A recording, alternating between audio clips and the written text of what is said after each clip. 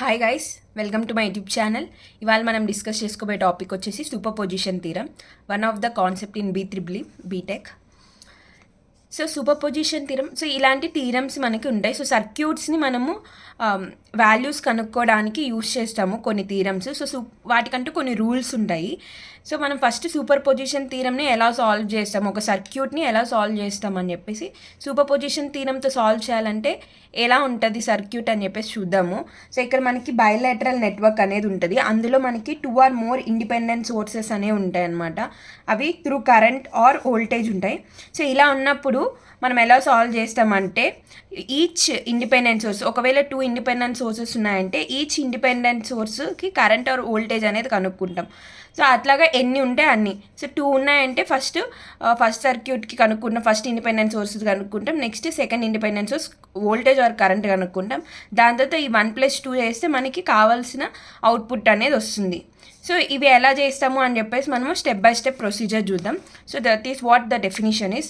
In any bilateral network it will contains 2 or more independent sources. So the current through or voltage across any element is equals to the algebraic sum of their current or voltage produced by each independent source acting alone. So only మనము first independent సోర్స్ని యాక్టివ్లో పెడితే second independent సోర్స్ని dismiss చేస్తాం, second independent సోర్స్ని యాక్టివ్లో పెడితే first independent సోర్స్ని dismiss చేస్తాం.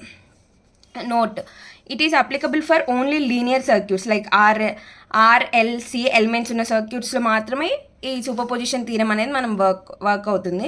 అలాగే it work with DC and AC circuits.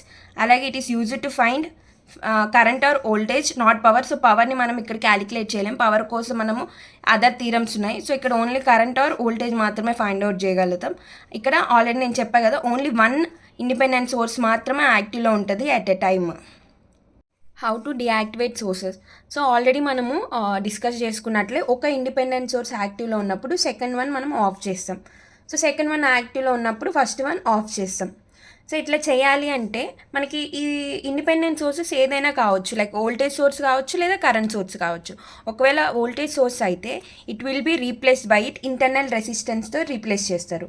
So ideal voltage source వచ్చేసి short circuit చేస్తారు. So voltage సోర్స్ని మనం తీయాలంటే దాంట్లో ఉన్న ఇంటర్నల్ రెసిస్టెన్స్ తోటి రీప్లేస్ చేసి ఉన్న వోల్టేజ్ని షార్ట్ సర్క్యూట్ చేస్తాం. అదే కరెంట్ సోర్స్ని అయితే సేమ్ ఇంటర్నల్ రెసిస్టెన్స్ని రీప్లేస్ చేస్తాం, ఇక్కడ కరెంట్ సోర్స్ని ఓపెన్ సర్క్యూట్ చేస్తాం. ఈ 2 points main. So voltage source అయితే షార్ట్ సర్క్యూట్ చేస్తాం, కరెంట్ సోర్స్ అయితే ఓపెన్ సర్క్యూట్ చేస్తాం. సో ఓన్లీ డిపెండెంట్ సోర్సెస్ని మాత్రం మనం డియాక్టివేట్ చెయ్యము, ఓన్లీ ఇండిపెండెంట్ సోర్స్ని మాత్రమే డియాక్టివేట్ చేస్తాం, డిపెండెంట్ సోర్సెస్ అని అలాగే ఉంచుతాం. So here the procedure of the superposition theorem. So first point ఏంటంటే, identify the element or resistor where current or voltage required. So current కానీ వోల్టేజ్ కానీ ఎక్కడెక్కడ ఉన్నాయని చెప్పేసి మనం చూసుకుంటాము. సో ఆ సర్క్యూట్లో ఫర్ ఎగ్జాంపుల్ కరెంట్ ఒకటి వోల్టేజ్ ఒకటి ఉంది అంటే దెర్ ఆర్ 2 ఇండిపెండెంట్ సోర్సెస్ అని. సో ఒకటి ఆఫ్ చేసి ఒకటి ఆన్ చేస్తాం, లేదా ఒకటి ఇది ఆఫ్ చేస్తే ఇది ఆన్ చేయాల్సి వస్తుంది, ఇది ఆన్ చేస్తే ఇది ఆఫ్ చేయాల్సి వస్తుంది. సో సెకండ్ పాయింట్ వచ్చేసి అదే మనకి activate only 1 independent source, deactivate other. So ఒక ఇండిపెండెంట్ సోర్స్ని యాక్టివేట్ చేస్తాం. దాని తర్వాత find current or voltage due to that single source. So ఏ సోర్స్ అయితే మనము యాక్టివేట్ చేసామో దానికి సంబంధించిన కరెంట్ ఆర్ వోల్టేజ్ని ఫైండ్ అవుట్ చేస్తాం.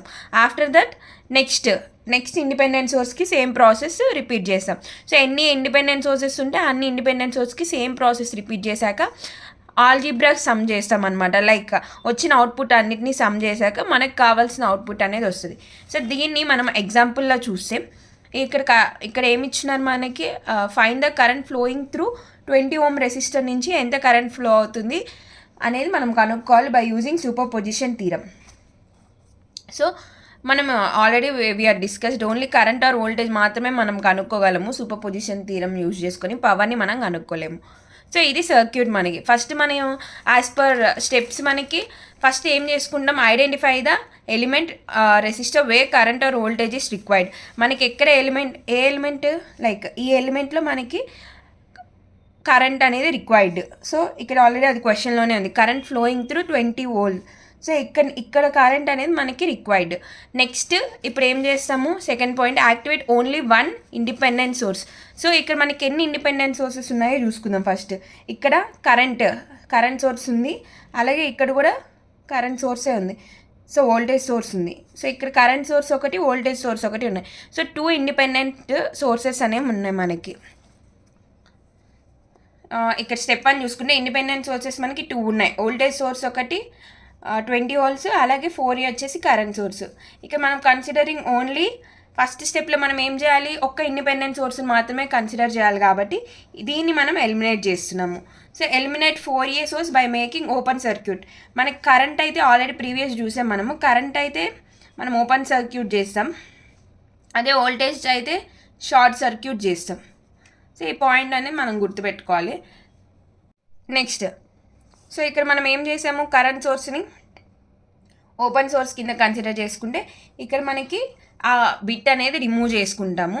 So there is only one principal node except the ground in the above circuit. So only one principal node మాత్రమే ఉంది ఇక్కడ. సో దీన్నే మనం ప్రిన్సిపల్ నోడ్ అని అనుకుంటాము. So by using nodal analysis method ఇది సాల్వ్ చేస్తాం అనమాట. సో ఇక్కడ గ్రౌండ్కి అనేది కనెక్ట్ చేసుకుంటే ఇది ఒక నోడల్ పాయింట్ అవుతుంది, ఇది ఒక నోడల్ పాయింట్ అవుతుంది, ఇది ఒక నోడల్ పాయింట్ అవుతుంది మనకి.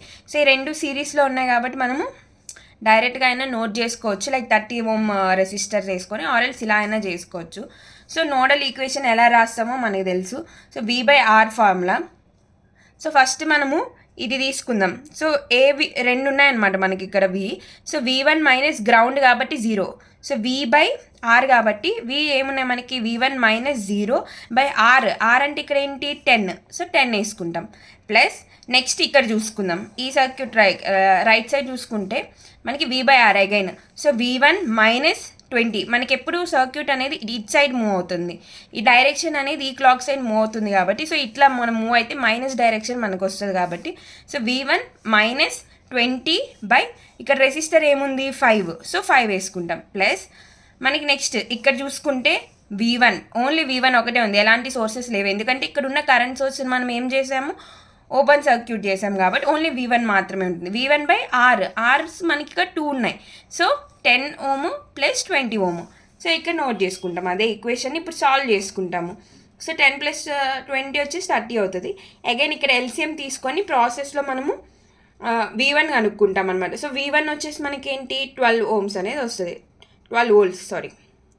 సో త్రూ 20 ohms కావాలి కాబట్టి ఆ సర్క్యూట్ని మనం తీసుకుంటే, లైక్ ఇక్కడ త్రూ 20 ohms కాబట్టి ఇక్కడున్న వోల్టేజ్ని మనం ఫైండ్ అవుట్ చేయాలంటే R వాల్యూ 20 ప్లస్ 10 తీసుకోవాల్సి ఉంటుంది. So 12/10 plus 20, so that equals to 12/30.